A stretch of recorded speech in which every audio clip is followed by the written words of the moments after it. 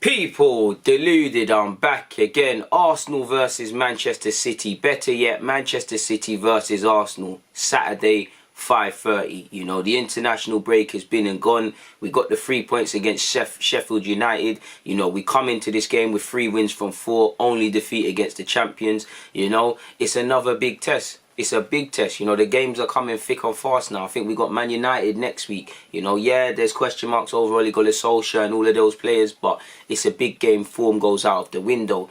Even City's form goes out the window, really, because how many times have I sat here, definitely with talking about Arsenal and City, we're ahead of them in the table. I think we're 4th, they're definitely 14th. You know, I've been saying all season, pre-season, apologies, that is Pep Guardiola's biggest season in terms of putting respect on his name. What I mean by that is, you know, Pep Guardiola's a world-class manager. What he's given to the game, how he's revolutionised the game, that's history. You can't, you know, history is only written by the winners, and he was one. You know, you can't belittle what Pep Guardiola's done.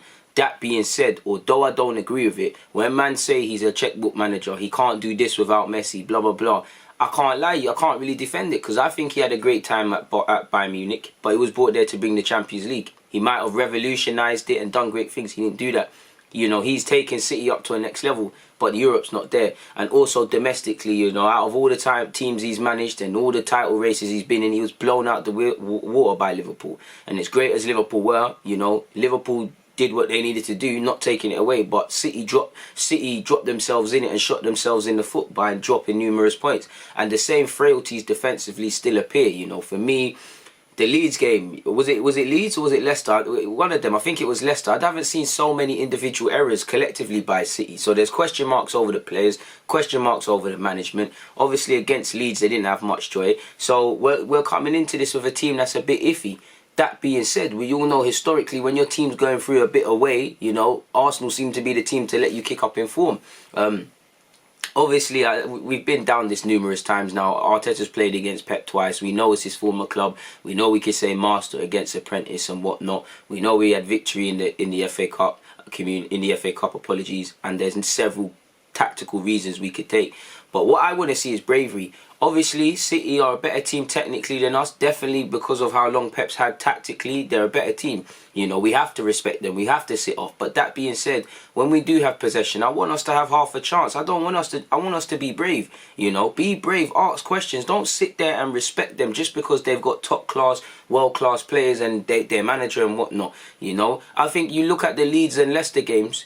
Go and look at both of those games. Different but identical in the sense of, for a sec, Leeds were don't get twisted, Leeds were playing well, but they were holding on. City were not taking those chances. But after a while, I remember, was it half time? I think Leeds made changes. Pandava came on, and just away from that, Leeds stopped respecting City. They came at them, they started having opportunities, and you could see Pep Guardiola was scared. He started making defensive changes. He recognised walking away with a point from Bielsa's man right now isn't worse, because he could see the game being lost. And again, that game was full of individual errors as well. You know, I hope we target Mendy because I think he's the one real weak spot in that defence if he does play. Against Leicester, Leicester won 5-2 and everyone will forget, but City had dominance in the game for large periods. It's just Leicester said, you know what, we're not sitting back. And I want to see that by Arsenal, you know. Don't let them get their false confidence. Go and hit them. Them isolated 18, 19 pass moves that we've done against several teams, including City, that's lovely, but I want to see that more. You know, it's one of those games where we can only stand to benefit. Everybody expects us to lose, you know. People expect City to win. There's more question marks if City lose, you know. City must be feeling kind of nervy as well because, you know, it's too early to be discussing the league title and things, but the more City keep messing around and keep having this iffy form, they're making Liverpool's job easier for them by dropping down points. So City need to get back to winning ways. You know, they've conceded a ridiculous amount of goals. You know, they've been shocked in their last 2 games. You know, the international break might have been a well welcomed one for Pep Guardiola because he's had time to train with the boys that didn't travel, time to clear his head, time to get away from the media spotlight. But such is football, you know, it's almost like we never left this sort of thing, people. So he's gonna need to be at it. Like I said, it's a game for bravery, it's a game for intensity, it's a game for aggression. I don't think we need to sit back as much as we've done when we've played these big teams, whether it's 3 at the back or not. I don't care if it's 3 at the back, I don't care if it's a 4-3-3, which I don't think Arteta is gonna go with. I wanna see intention, I wanna see invention, I wanna see people first and foremost taking responsibility in their own individual performance, and then collectively. I want people to be difference makers. You know, I don't want to be disrespectful, but this is another real big test. You know, the Liverpool game, I feel Liverpool are quality, their game plan, you know, they ate us alive. But I don't think away from Liverpool, I think we shot ourselves in the foot. I think we suffered from an inferior complex. I think we accepted defeat before that game was played. That's my opinion, and no one can take that away from me. So if we look at it as harshly as it is, we know we need to turn up against the top six. We know we need to do it away from home. We failed in the first test against Liverpool. Like I said, if you offered us 3 wins from 4 and the 1 defeat being against Liverpool, I'd have taken that. But now you got a test against City. Can you win that game? If not, can you walk away with a point? Can you walk away with credibility if you do lose? Real credibility. Because like I said, we speak about this game after the restart. They won 3-0 and they were quality in many aspects. But we gave them goals to them. We never made Kevin De Bruyne have to work. We never made several players have to work. And that's what you want to see, you know. If Leeds and Leicester can do it, that's what you should aspire to do. Because both of those sets of players, first and foremost, they've listened to what their manager says initially, and when he's changed it, they've all taken accountability of themselves and collectively for their team or their little percentage in the team, and they've all been brave. You know, them Leeds players, they just got promoted. They never sat there and thought, oh, we just come from the Championship. This team has won Premier League before, you know, let's sit back. No, they said, F that. We're trying to catch an M case. And you saw with Harrison and Paveda and, you know, how much, you know, Pep was bringing on defensive changes. Leicester put them to the sword. Now, do I think we're going to score 5? I hope that to be the case. I want Aubameyang to get back to scoring ways. But I don't think that can happen. I think they're there for the taking. Me, I want to ask question marks of that defence. You know, Edison's a quality keeper, but his form ain't been the best. All their centre-halves haven't been the best. Walker's a very good fullback, but again, you know, the same goes for him. I think Mendy's a good fullback and he has potential, but he hasn't kicked on from Monaco and he's extremely suspect defensively and his best performances are on Twitter. That's one man I actually want to ask questions of, if I'm completely honest with you people. Like I said, all I want to do is see us clear up. I want to see bravery. It comes down to playing that pass. Don't play unnecessary square passes. Obviously, be sensible, but be brave. Try that pass. It doesn't work. Try it again. Someone make that run. Someone take responsibility because they're there. I want to see us take shots. We're very low for taking shots, and if you don't shoot, you don't score. And we're going against a team that's got the second highest shooting rate in the league. Liverpool's the only one that tops them. Manchester City's shooting rate is 17.7. Ours is 7.5. You don't shoot, you don't score. For all our creative problems and the need for more expansive passes, we are toothless. And regardless what people say about our attack, you and me, you know, when you've got Aubameyang, Lacazette, Pepe, Saka, Willian, regardless what you say about them individually, you know, should we be sitting here as Arsenal fans and saying we've got the lowest shooting rate in the league? So again, the players have to take responsibility, and also that's one for Arteta to pattern up as well, people. Man City's an open book in a good way. We're not discovering no mysterious team. We know what Pep Guardiola's about. We know they've got extreme good technical players. We know they pass to disrupt the opposition. We know they can press. We know they'll all get into cute pockets of spaces, you know, whether it's Phil Foden off the right or centrally. Raheem Sterling always seems to score against us. If you don't know who Kevin De Bruyne is, then you shouldn't be watching my channel because you're not a real football fan. You know, they've got countless options. I know there's talk of Kevin missing out and whatnot. Personally, I think he will play. I hope to God to be wrong. You know, even with Kevin, without Kevin, there's still a great side. But, you know, Kevin not being involved, Kevin De Bruyne not being involved is a significant boost. But we know what we're going against. And we know, and Arteta, having worked with some of these players and they all praise him, he knows full well what to expect. We've got to capitalise on the uncertainty around Pep Guardiola's credentials, around if these players are good enough, you know. Go and make it so that the headlines are saying, how do City turn back from this? If you can't do that, leave that field with some credibility, knowing that, okay, boy, I don't want it to be it, but if we lose, cool, we lost to City. Kevin De Bruyne showed why he's one of the best, if not the best player in the Premier League. Raheem Sterling the same, blah, blah, blah. What can you say? If we were soldiers in the trenches, if we fought, if we were committed, and the best men won, I can't complain.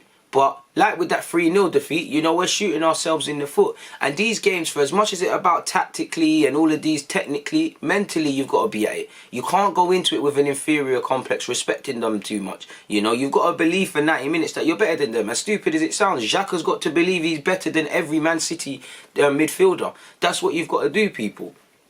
to have half a chance. We know what they are. We know they can play 3 at the back, 4 at the back. You know, many different wide options. If it's Mahrez, you know it's fullback, you have to be good 1v1. If it's Foden, you know he wants to come off that line. If it's Bernardo, it's a bit of both. Sterling is going to get into pockets. We know what to expect. We know what Man City are about. Rise to the challenge. I want people to relish this. I hoped people thought about this before they went off to internationals, and now that they've all gone back into training on Wednesday, they're all excited, people, because these are the games that are going to make or break our season.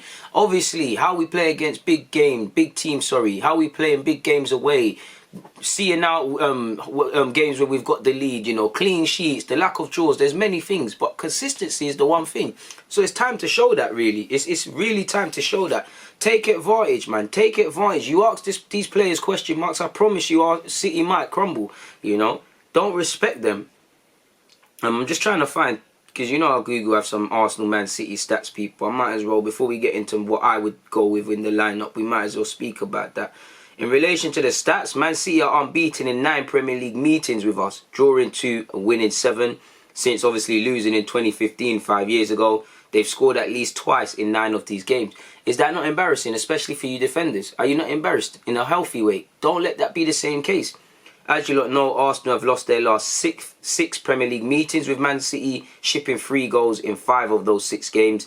We last had a longer losing run against an opponent in the league in 1974, 1977 against Ipswich, which was 7 games.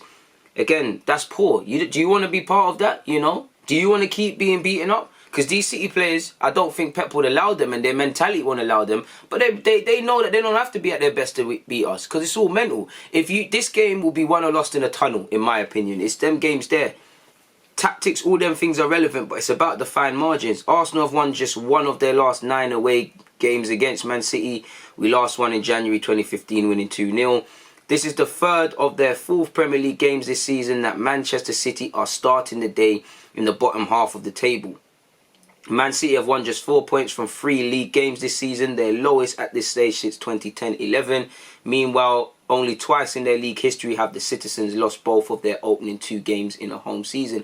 And again, we need to be careful. They're going to be angry, you know. They're players. You know, sometimes you need to have that break, or sometimes you need to go on internationals and get away with it, get away from it. Now, if you're someone like Harry Maguire, you probably just need to take a break from football, because you've left United and you're still playing crap for England. But 9 times out of 10, when you're in a bad headspace, sometimes it's good to play for a next team. You know, you're with your countrymen, the mentality is different, the vibes are different, you go away and you can come back. So I'm wary of that. City players have got out of this situation. They've all gone off wherever they've gone off, and they're coming back fully recharged, somewhat in a clearer headspace, ready to start their season. Again, I always say it, but if I'm Pep Guardiola, I'm sitting there and saying, forgive yourselves for the Leeds game, the Leicester game, and all of these things. Our season starts today against Arsenal. Go out there and annihilate them. That's what we need to be careful of, people, really and truly.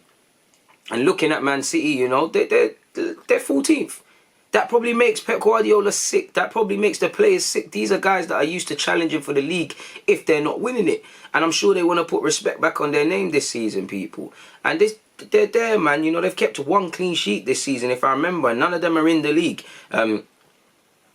They needed Liam Delap to turn it around for them against Bournemouth, even in the League Cup. You know, look at the amount of goals they've conceded. 1 against Wolves, 5 against Leicester, making it 6. You know, they've conceded 7 goals, including the Leeds one. Excluding that in the league, you know, they've drawn with Leeds 1-1. You know, they were put to the sword against Leicester 5-2. They beat Wolves 3-1. Sandwiched in between that, they've had the round of 16 in the EFL and the 3rd round. Third round was a 2-1 victory against Bournemouth, and a perfect performance against Burnley of sorts on paper, in that they won 3-0. But I'm sure by City's own admission, they haven't been at their own. And to be fair, I'm sure Pep will be onto them about shooting with more accuracy, because they take a lot of shots. But if you look at it, I'm sure they had 20 odd shots against Leeds and like 2-3 on target. And again, someone that craves the finer details in Pep Guardiola, he's not going to be happy about that. Like, I think the Leicester game is the most significant one. Like, if I look at the shots, Leicester had 7 and 7 on target. City had 16 and 5 on target. And we all know City obviously have some injuries and whatnot. But I don't care about any of that. I want a good performance. Dare I say, I want 3 points. I actually want 3 points. Like, you don't know me. I never come here and sit here and say this. I'm not arrogant, I'm not overconfident, but what I am confident of is that we should go out there and be more on the front foot than we've ever been against Man City, you know. For fuck sitting back, people, you know, because 9 times out of 10, you know, you're just sitting back, and obviously it's all good in the first 10-20 minutes. Can you do that in the last 10-20 minutes? Attack is the best form of defence. Obviously, I'm not saying don't be sensible. I'm not saying everybody fling forward.